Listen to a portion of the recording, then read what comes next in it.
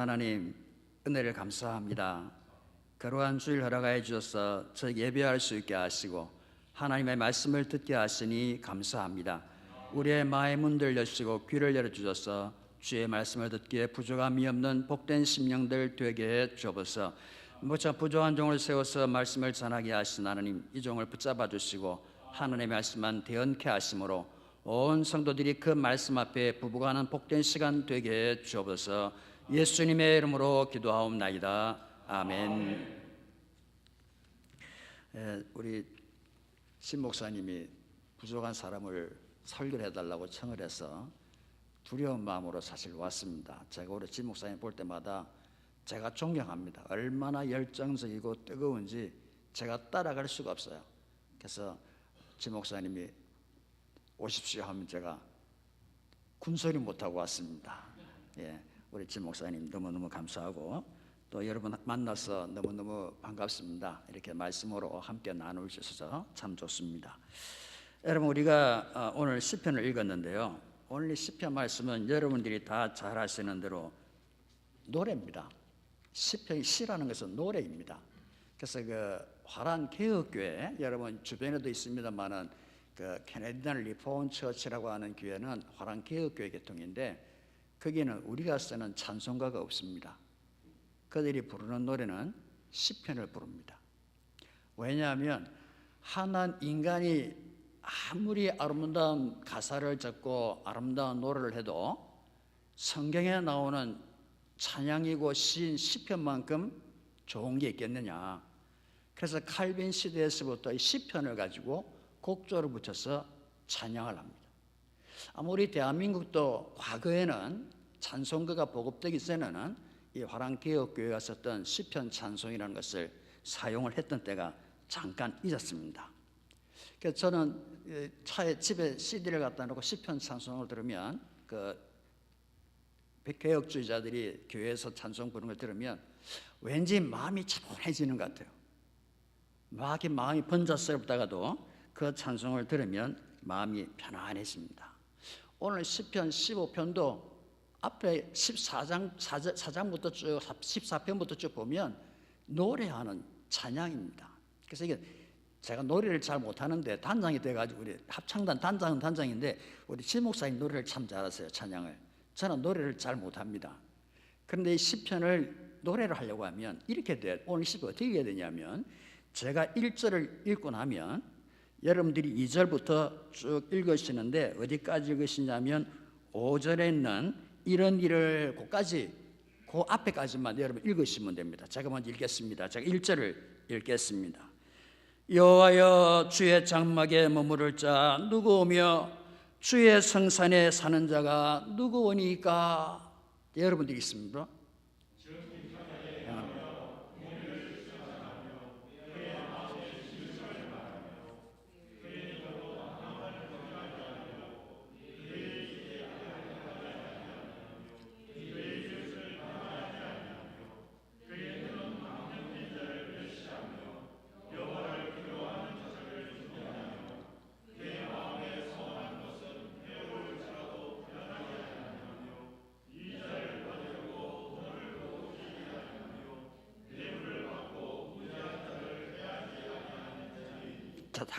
다 같이 있습니다. 시작. 이런 일을 행하는 자는 영원히 흔들리지 아니하리이다. 여러분, 이스라엘 민족이 만약에 우리가 구약시대에 있다고 하면 즉 이렇게 찬양을 하는 겁니다. 앞에 있는 인도자가 앞절을 차 읽고 나면 저는 곡조는 잘 모릅니다. 그게 아마 찬타하고 비슷하지 않겠느냐 그렇게 생각을 하는데 기록이 없으니까 잘 모릅니다. 그러나 1절을 하고 나면 2절부터 성도들이 함께 합창을 합니다. 오늘 성경 본문에 보니까 여호와의 성산에 거할 자 누구오며 여호와의 장막에 거할 자 누구입니까? 성전에 다 왔어요. 하나님 집에 다 들어온 거예요. 그런데 노래를 합니다. 그러면서 이것 하지 아니하며 혀로 남을 허물하지 아니하며 공의를 행하며 정직하게 행하며 막 하다 보면 기분이 어떨까요? 좀 얼굴이 좀 뜨거워지지 않겠습니까? 밖에 나가가지고 내 마음대로 막 살다가 그러고 이제 헐레벌떡 쫓아왔는데 앞에서 하나님의 찬양을 합니다. 근데 나는 정직하게 행하지도 못했고 공의를 실천하지도 못했고 진실하지도 못했고 그랬던 사람이 하나님 앞에 나와가지고 정직하게 행하며 공의를 행하며 그 노래하니까 마음이 즐겁겠습니까? 무겁겠습니까? 무거워지는 거예요. 그래서 이 찬양을 쭉 듣고 나면 아마 부르고 나면 거기 앉아있는 모든 성도들이 고개가 어떻게 될까요? 고개가 푹 숙여질 거예요. 왜? 너무너무 실수한 것들이 많고 잘못한 것들이 많기 때문에 그럴 것입니다. 여러분, 제가 오늘 여러분에게 왜 이 시편 15편을 이렇게 읽어보자라고 말씀을 하셨냐면 우리가 하나님 앞에 나올 때 우리의 모습과 조금은 비슷하다고 생각이 되어집니다. 우리는 주일날 목사님의 말씀을 듣고 설교를 듣고 또 말씀을 읽고 난 뒤에 세상에 나아가서 살아가다가 일주일이 지난 다음에 주회전에 왔습니다. 이 주님 앞에 나와서 우리가 기도할 때 우리의 모습이 어떤 모습이냐면 아마 이 구약시대의 이 이스라엘 민족의 모습하고 좀 비슷해져야 되겠다, 그런 느낌을 받을 때가 많아요. 여러분, 그래서 저는 여러분 이 말씀을 드리고 싶어요. 하나님 앞에 나와서 예배하는 자는 그들의 심령이 깨어 있어야 돼요. 적어도 오늘 시편 15편을 읽는 이스라엘 민족은 하나님 앞에 나와서 하나님 정직하게 행하며 살았습니다라고 고백한 노래하는 그들의 마음속에 하나님, 나는 정직하지 못했어요. 공의로운 자들이에요라고 노래하면서 나는 공의롭지를 못했어요. 진실한 자이며라고 노래하면 난 진실하지 못했던 거예요. 그러면 내가 내 자신을 돌아보면서 내 마음에 갈등이 일어나고 내 마음에 뭔가 죄송한 마음이 일어나고 때로는 내가 그렇게 살지 못한 나에 대한 분노를 일으키기도 합니다. 그래서 하나님 앞에 고개를 푹 숙입니다. 이게 저는 깨어있는 심령이라고 저는 믿습니다. 요즘에 현대 교회를 보면요, 세상에 바쁘게 막 살다가 교회 뛰어들어가지고 엎드려가지고 하나님 안녕하십니까? 그러는 분이 많은 것 같아요. 제가 지난 주간에 가족들하고 어디 좀 다녀왔는데 얘기하는 거, 우리 형님 장로님이 그런 얘기를 하세요. 옛날에 자기 섬기던 어떤 교인이 기도하는데요, 초신자인 거예요. 집사 임명받은 얼마 안 된 초집사인 거예요. 그 대표기를 시켜 놓으니까 얼마나 또 이렇게 두려운지 막 기도를 하는데 까먹은 거예요. 뭘요? 맨 마지막을 까먹은 거예요. 맨 마지막이 뭐죠? 예수님 이름으로 기도한. 근데 그게 생각이 안 나는 거예요. 그래서 한 말이 하나님 안녕히 계십시오. 그러고 내려왔답니다. 교회 들어올 때 안녕하세요? 갈 때 안녕히 계십시오. 그러고 갑니까? 안 해요. 적어도 하나님 앞에 나올 때 우리의 예배하는 자세, 우리의 마음이 먼저 하나님 앞에 죄송한 마음이 일어나야 됩니다. 그 죄송해서 머리를 숙이는 거예요. 나도 모르게 눈물이 나는 거예요. 정직하게 살아야 하는데 정직하게 살지 못했어요. 공의롭게 살지 못했어요. 그래서 우리의 눈에 눈물이 흐릅니다. 그래서 안타까운 마음으로 하나님 앞에 엎드리는 그와 같은 깨어있는 심령, 그 심령이 예배하는 모든 성도에게 가장 먼저 있어야겠다, 그렇게 저는 믿습니다. 아모스 3장 22절에 보면 이렇게 말씀을 합니다. 너희가 내게 번제나 소제를 드릴지라도 내가 받지 아니할 것이요 너희 살찐 이성의 화목제도 내가 돌아보지 아니하리라. 내 노래소리를 내 앞에서 거칠지어다 내 비파 소리도 내가 듣지 아니하리라. 오직 공법을 물같이 정의를 하수같이 흘릴지로다. 하나님이 원하시는 건 물질도 아닙니다. 여러분들이 원하는 건 아무것도 없어요. 하나님이 뭐가 부족해서 우리에게 뭔가를 요구하시겠습니까? 미가서 6장 6절에도 그렇게 말씀합니다. 천천의 수영이나 만만의 강수하던 기름을 내가 기뻐하지 아니한다. 하나님이 원하시는 건 오직 우리에게 무엇을 원하시느냐? 겸손하고 깨어있는 심령으로 주님 앞에 나와서 예배하기를 하나님이 원하신다는 것을 우리가 분명히 알아야 합니다. 오늘 제가 이 교회 와보니까 너무너무 아름다워요. 정말 장식이며 이 스테인드 글라스가 너무너무 아름답습니다. 중세 교회는 아마 이거보다 더 화려했겠죠. 여러분, 솔로몬의 성전은 더 화려했습니다. 이 땅에 있는 모든 교회들이 솔로몬 성전처럼 화려하고 귀하고 감나하게 지은 건물이 존재하지 않습니다. 제가 잊어버렸습니다마는 과거에 솔로몬의 성전을 돈으로 환산했던 어떤 분이 있습니다. 우리가 상상할 수 없는 그와 같은 금액이 거기에 있어요. 금으로 보석으로 다 치장을 했습니다. 여러분, 그렇지만 그 예루살렘 성전에서 예배한다고 하나님이 그 성전에서 예배하는 것을 기뻐하셨습니까? 여러분, 솔로몬이 그 성전을 지어놓고 기도할 때 뭐라 기도한지 압니까? 하나님, 인간이 지은 여기에 어떻게 하나님을 가둬둘 수 있습니까? 하나님 어떻게 모실 수 있습니까? 우리는 이 아무리 아름답게 지어도 하나님 여기에 모실 수가 없습니다. 그래서 솔로몬이 기도하기를 이름이라도 여기에 두어주시기 바랍니다. 하나님 여기 계신 게 아니고, 집이 아니고 이 성전에 하나님의 이름만이라도 두어주십시오. 그래서 우리 이스라엘 민족들이 온 데 흩어져 있다가도 이 성전을 향해서 하나님의 이름을 두신 고기를 향해서 기도하면 하나님 그 기도 들어주시기 바랍니다. 솔로몬이 간절하게 성전을 건축하는데 기도했던 내용이 뭐냐 하면 하나님 이 성전에 이름이라도 더 주십시오. 여러분, 그만큼 이 성전이, 교회가 하나님을 담을 수 없다는 거예요. 하나님이 기뻐하시는 것이 교회요, 건물이요, 그런 것이 물질이요, 그런 것이 아니라는 말씀입니다. 열왕기상 8장 27절에 하나님이 참으로 땅에 거하시리가 하늘과 하늘들과 하늘의 하늘이라도 주를 용납하지 못하겠거든 하물며 내가 건축한 이 성전에 어떻게 하나님을 제가 모시겠습니까? 그렇게 기록을 하고 있습니다.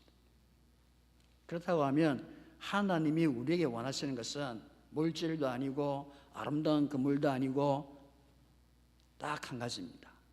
하나님 앞에 나와 예배하는 자입니다. 잘 준비된 자가 나와서 비록 쓰러져가는 건물이라 할지라도 허벌판이라 할지라도 하나님께 예배하기에 잘 준비된 자들이 나와서 예배만 할 수 있다고 하면 하나님은 그 예배를 흠량하실 것입니다. 받으실 것입니다. 여러분, 제가 설교를 시작하면서 하는 질문을 하고 싶어요. 오늘 이 시편 기자도 노래합니다. 누가 하나님의 성소에 들어갈 수 있는가 하고 노래합니다. 여러분, 하나님의 성소에 들어가는 자 누구니까 노래하니까 내가 들어갈 수 있어, 우리가 들어갈 수 있어, 그렇게 생각하시지요. 누구나 다 그 성소에 들어갈 수 있습니다. 그 성소에 들어가면 하나님이 거기 계시는 거예요? 여러분, 오늘 주일날 교회에 오셨습니다, 그죠? 하나님 만나러 오셨습니까? 또 대답 좀 해주세요. 하나님 만나러 오신 분 손 한번 들어보세요. 다들 죄송합니다, 틀렸습니다. 여러분들이 하나님 만나러 오신 게 아니고 여기 들어와 앉아 여러분들을 누가? 하나님이 만나러 오십니다. 만나 뵙습니다. 오늘날 많은 현대 그리스도들이 착각하는 게 뭐냐면 내가 가면 하나님을 만날 수 있어, 내가 기도하면 하나님이 들으실 거야. 천만의 말씀이요. 여러분들이 나와 예배하며 기도하며 찬양할 때 하나님이 여러분들의 찬양과 기도와 예배를 받아주시는 거예요. 내가 하기만 하면 다 받으십니까? 안 해요. 자, 성경에 증거를 하나 드릴게요. 창세기에 가인과 아벨이 제사를 드립니다, 그죠? 누구 건 받으셨죠? 가인은 안 받으셨어요. 이스라엘 민족이 제물을 드리고 예배를 드립니다. 너희가 천천의 양과 수만만의 수양을 드린다 할지라도 너희가 기뻐하지 아니하고 기름도 기뻐하지 아니하고 안 받으시겠다는 거예요. 그런데 많은 사람들은 내가 예배만 하면 하나님이 받으실 거야, 그렇게 착각을 하며 살아갈 때가 많습니다. 왜요? 예배하는 자가 준비되지 아니하면 하나님은 그 예배를 받으시지 않습니다. 믿습니까? 여러분, 이처럼 하나님은 우리의 드리는 예배를 받지 않으실 수 있어요. 그래서 이스라엘 민족이 했던 게 뭐냐면 희생제사라는 걸 이랬어요. 그 희생제사가 뭐냐면 신학적인 얘기 하지 말고 제가 쉽게 얘기할게요. 정의를 행하고 공의를 행하고 정직하고 다 노래했는데 나는 그렇지 못했던 거예요. 그래서 나와가지고 고개를 푹 숙이고 제사장 앞에 나왔습니다. 양을 한 마리 끌고 왔어요. 그럼 제사장이 그 양을 죽여서 각을 뜨고 제물을 올려서 제단에 올려서 불태워서 하나님께 올립니다. 그러면서 그 뭐예요? 네 죄를 용서해 주셨느니라. 네가 이렇게 양처럼 죽어야 하는데 내 죄를 대신해서 하나님이 양을 죽게 하심으로 내 죄를 씻어주신 거예요. 그제서야 비로소 이 제사를 드렸던 이스라엘 민족의 얼굴에 웃음기가 돕니다. 이야, 양이 나를 대신해 죽고 이제는 내 하나님의 죄를 용서받았구나. 너무너무 기쁘고 감격스러운 거예요. 이스라엘 민족의 제사는 그랬어요. 그런데 참 묘한 건 이스라엘 민족은 제사를 자주 드려야 됩니다. 제사 드리고 나면 밖에 나가 또 죄 지어요. 또 제사 드려야 돼요. 화목제도 있고 수많은 제사가 있습니다. 그런데 그 다 감당 못 하잖아요. 그래서 성경에 보면 대속죄일이라는 게 있습니다. 그 대속죄일이라는 것은 뭐냐면 레위기 16장 21절 보면 쭉 나오는데 여러분 집에 가서 꼭 한번 읽어보시기 바랍니다. 레위기 16장 21절부터입니다. 수염 3마리를 택해가지고 제사장이 머리 안수기도를 합니다. 그 안수기도가 뭐냐면 하나님, 우리 이스라엘 민족이 제사 지내고 화목제 드리고 다 했는데 까먹은 게 있잖아요. 하나님, 제가 어저께 누구한테 욕했는데 그건 용서를 받았는데 내가 죄를 짓고 잊어버린 것도 있는 거예요. 회개 못한 게 있는 거예요. 그래서 1년에 한 번 대제사장이 그 수염선 머리에 안수하면서 하나님, 우리 이스라엘 민족들의 진짜 모든 죄를 알고 지은 죄, 모르고 지은 모든 죄들을 다 이 염소 머리에 다 얹어가지고 이 염소를 광야로 내쫓아버립니다. 그리고 이스라엘 민족의 전체의 죄를 하나님이 용서해 주신 거예요. 그게 대속죄일의 제사입니다. 근데 염소를 살아있는 채로 내보냈잖아요. 그 염소가 광야를 막 다니다가 치장을 막 하고 도망을 간 그 염소가 어떻게 될 것 같아요? 상상 속에 여러분? 아마 짐승에게 잡혀서 먹힐 거예요. 그죠? 근데 어떤 사람이 대속죄일에 제사를 다 지내고 집으로 돌아갑니다. 털레털레 집으로 돌아가는 어느 길을 가다 보니까 대제사장이 안수기도한 그 아사엘이라고 하는 염소가 밖에 나가가지고 어떻게 되겠어요? 아사엘이 찢겨져 있고 죽어 있습니다. 썩어갑니다. 그 모습을 볼 때 어떤 생각을 해야 됩니까? 야, 내가 저렇게 죽어야 하는데, 내가 지은 죄 때문에 저 염소처럼 죽어야 하는데 저 염소가 내 죄를 대신해서 저렇게 죽어간 거야. 아마 마음이 섬뜩할 겁니다. 야, 나를 대신해서 내 죄를 용서해 주시기 위해서 하나님이 저렇게 하셨구나. 여러분, 이게 구약 제사입니다. 구약 제사는 그랬어요. 그래서 끊임없이 자기의 죄를 위해서 제사를 지내고 또 제사를 드렸습니다.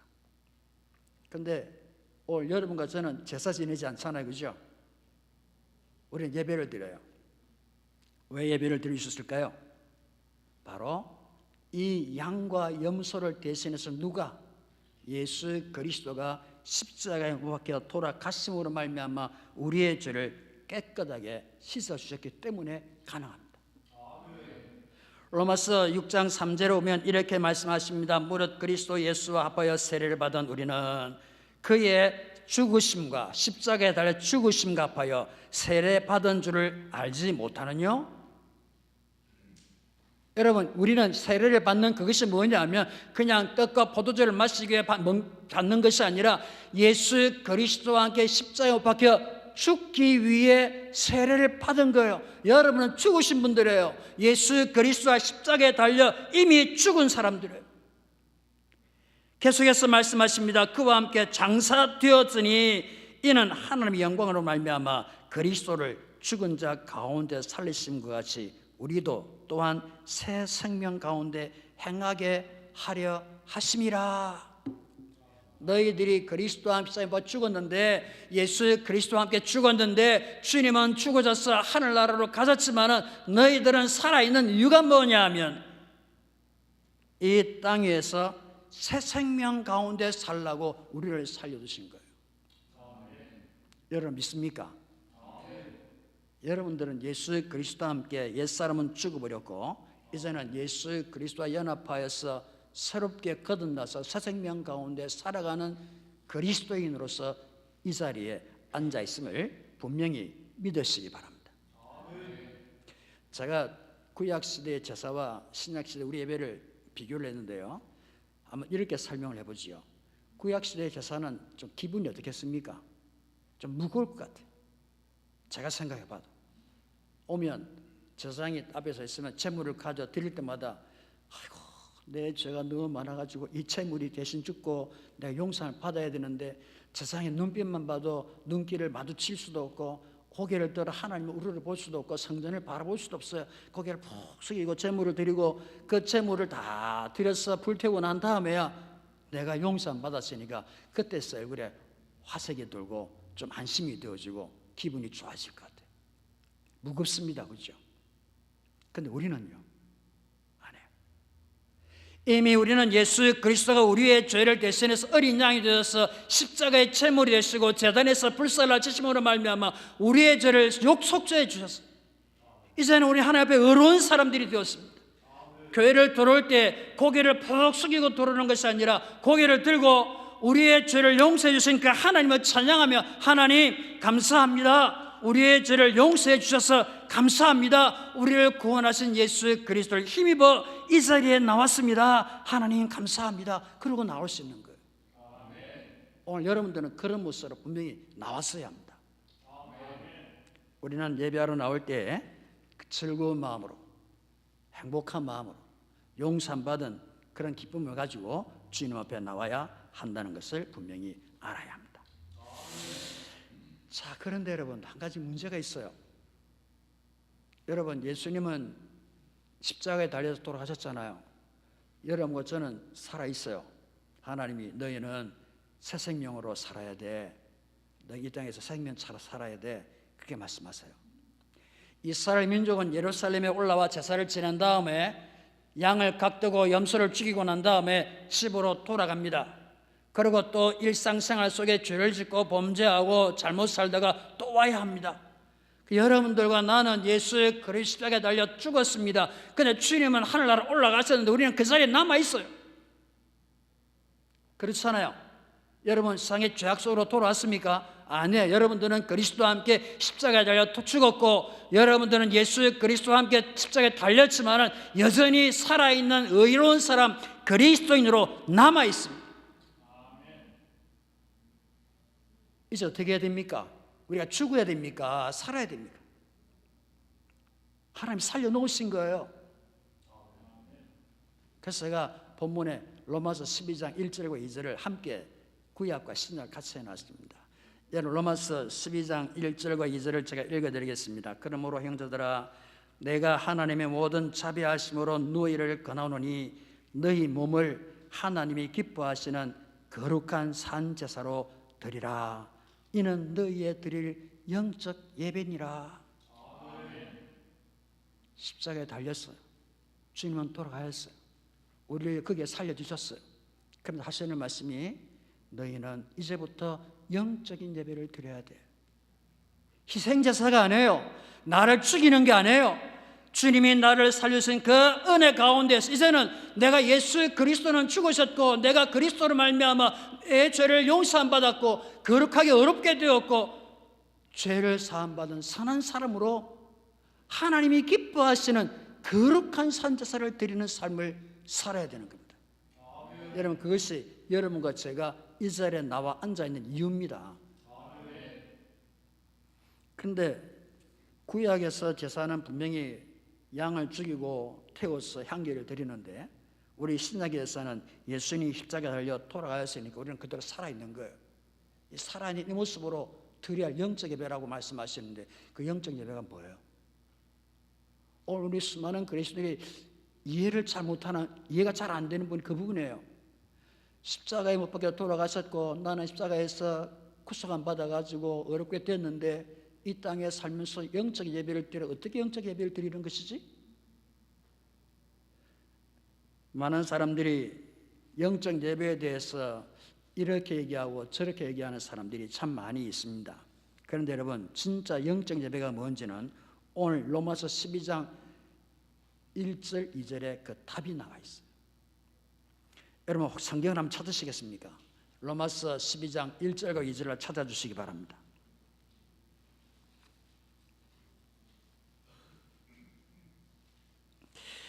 예, 찾았으면 다 같이 한번 읽겠습니다. 시작. 그러므로 형제들아,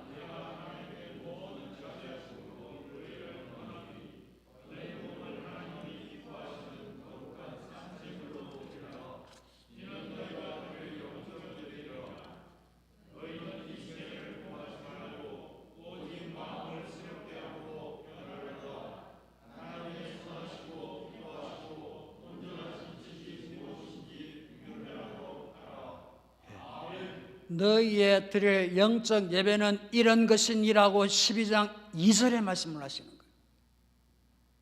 이게 무슨 예배입니까? 여러분 그렇게 생각하세요?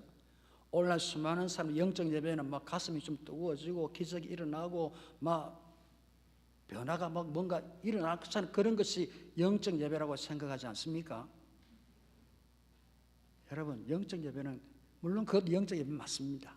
그러나 성경 영적 예배는 뭐냐 하면 예수의 그리스도와 함께 십자가 못 박혀 죽은 너희들아, 너희는 살아있는 그 모습 그대로 하나님께 드려졌는데 우리는 드려진 거예요. 드려진 너희들이 이 땅 위에 살아갈 때 드려야 할 영적 예배는 바로 2절에 나오는 그 말씀 그대로인 거예요. 이 세대를 본받지 말고, 그렇잖아요. 이스라엘 민족이 제사 지내라고 하는데 돌아가면서 너희 죄 짓고 살아, 그게 아니잖아요. 너희는 가서 의롭게 살고 공의를 행하고 정직하고 이웃을 해하지 아니하고 그렇게 살아야 돼 하고 예배 제사 지내고 돌아가고 났는데 그들이 교회 죄 짓잖아요. 우리는 예수의 그리스도와 함께 십자가에 못 박혀 죽었어요. 이제 하나님 우리를 의롭게 하시고 새 생명 가운데 살게 하셨습니다. 그러나 하시는 말씀이 너희는 영적 예배를 드려야 돼. 이제부터 어떤 영적 예배를? 이 세상을 본받지 아니하고 오직 마음을 새롭게 함으로 변화를 받아서 하나님의 선하시고 기뻐하시는 온전한 뜻이 무엇인지를 분별하는 삶을 살아가는 것.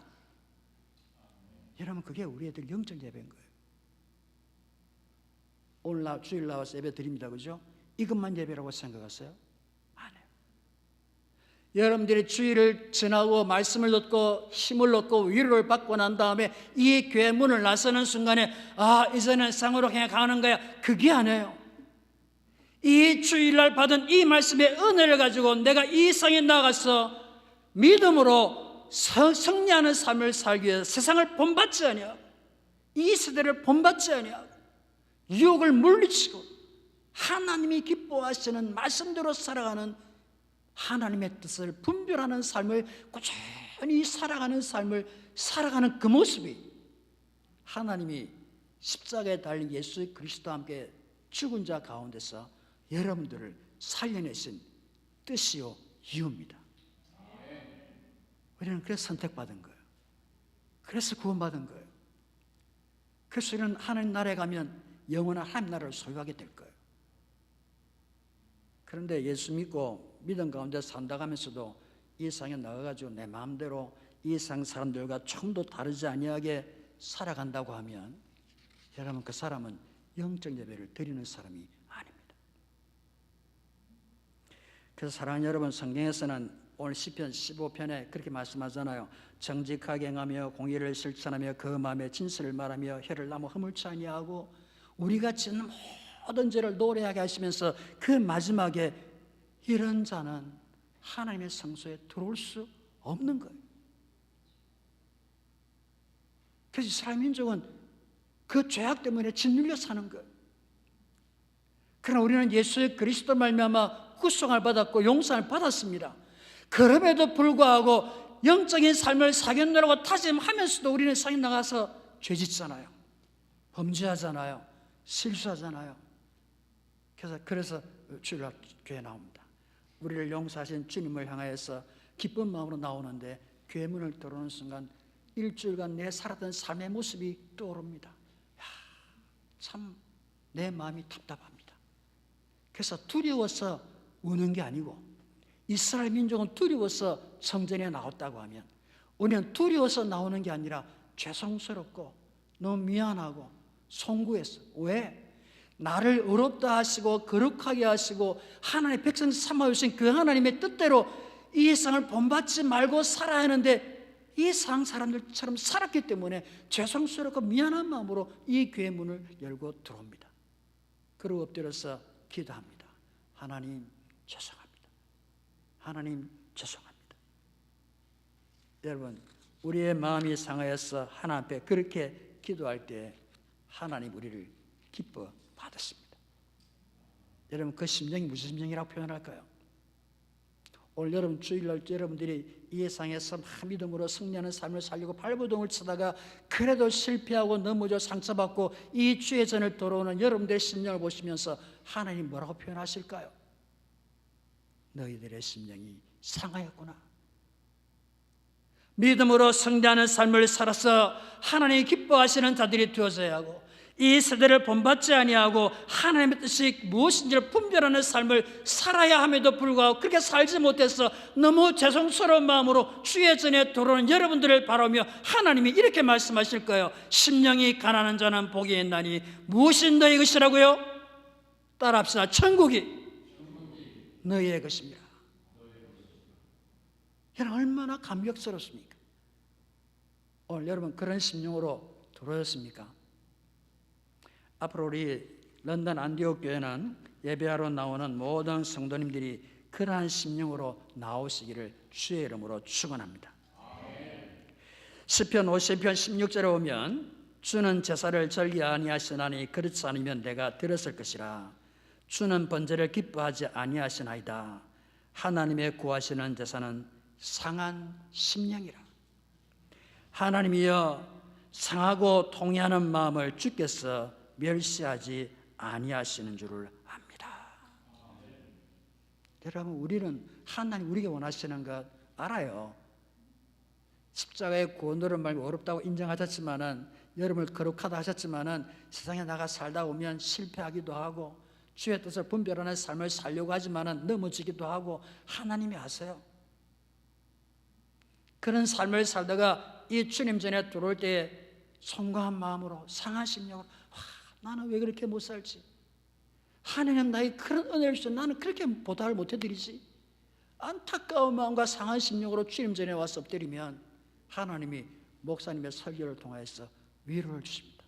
그래, 내가 알아. 다음 주에는 승리할 수 있을 거야. 성령의 은혜로 너희는 살아야 돼. 그럼 예배 시간에 기쁨이 있습니다. 환희가 있습니다. 마음이 무거운 게 아니라 송구한 마음으로 상한 심령으로 왔는데 예배 시간을 통해서 우리의 마음에 새로운 은혜를 체험하고 힘이 나고 용기가 납니다. 목사님의 말씀이 우리의 심령 속에 불일 듯 불을 일으킵니다. 그래서 감격하고 기뻐하고 환한 얼굴로 기쁨을 나누며 이전을 낳습니다. 그러면서 이번 주에는 내가 말씀으로 승리할 거야. 여러분, 그게 우리가 드리는 예배가 되지 않습니까? 그런 예배를 드리는 그곳에 하나님이 찾아오십니다. 그리고 여러분 예배를 받으시는 거예요. 상한 심령으로 오지 아니하는 자들이 아무리 많은 양을 드리고 기름을 드리고 제물을 드려도 내가 기뻐하지 아니할 거야, 받지 아니할 거야. 그렇게 말씀하시는 그 하나님이 상한 심령으로 나와 예배하는 자들의 예배를 받으시겠다는 거예요. 바로 여러분들은 이 예배를 하나님이 받으시는 줄을 분명히 믿으시기를 주의 이름으로 축원합니다. 우리 안디옥 교회 성도 여러분들 앞으로 예배를 할 때 이와 같은 아름다운 모습으로 예배함으로 말미암아 우리 목사님 말씀이 여러분의 삶에 위로가 되어지고 힘이 되어지고 지침이 되어져서 여러분이 일주일 동안 살아가는 동안에 날마다 그 말씀을 묵상하면서 우리는 주의 뜻을 분별하는 삶을 살아야 돼. 그리고 주의 전에 다시 찾아올 때 또 상한 심령으로 돌아가지만 또 그 목사님 말씀이 여러분들을 위로해 주고 하나님이 은혜를 베푸시고 또 나가서 싸워서 십자가의 군명이 되어지는 그와 같은 역사를 일으키는 안디옥 교회 성도님들 다 되시기를 주의 이름으로 축원합니다. 이제 말씀 뵙겠습니다. 여러분, 우리는 주님 전에 나와 예배하는 성도들입니다. 주님 앞에 나올 때 하나님이 가장 기뻐하시는 것, 오늘 시편 15편에 말씀하시는 것처럼 주의 전에 그할 자 누구입니까? 물을 때 우리는 하나님 상한 심령으로 주님 앞에 나왔습니다. 이렇게 살지 못했습니다. 그러나 하나님 오늘 우리에게 예배함을 통해서 위로하시고 힘을 주시면 또 이 세상에 나가서 주의 뜻을 분별하며 승리하는 삶을 살아볼 것입니다. 우리에게 은혜를 베풀어 주십시오. 간절한 마음으로 예배할 때 하나님이 여러분들에게 하늘의 문을 여시고 축복하시고 성령의 은혜를 주실 줄을 분명히 믿습니다. 기도하겠습니다. 자비하신 하나님, 하나님의 은혜를 감사합니다. 상한 심령으로 주님 앞에 나와 예배하는 자를 기뻐하시는 하나님, 오늘 안디옥 교회에 살아가는 모든 성도들 상한 심령으로 주님 앞에 나왔습니다. 우리의 상한 심령을 치료하시는 하나님, 말씀으로 치유해 주시고 성령의 은혜로 위로해 주셔서 남아있는 삶을 살아가는 동안 또 한 주간 살아가는 동안 주의 뜻을 분별하며 승리하는 삶을 살아갈 수 있도록 힘주시고 성령의 인도하심을 허락하여 주시옵소서. 우리 안디옥 교회 모든 성도들에게 하늘의 신령한 복을 내려주시기를 간절히 소원하옵고 예수님의 이름으로 기도하옵나이다. 아멘.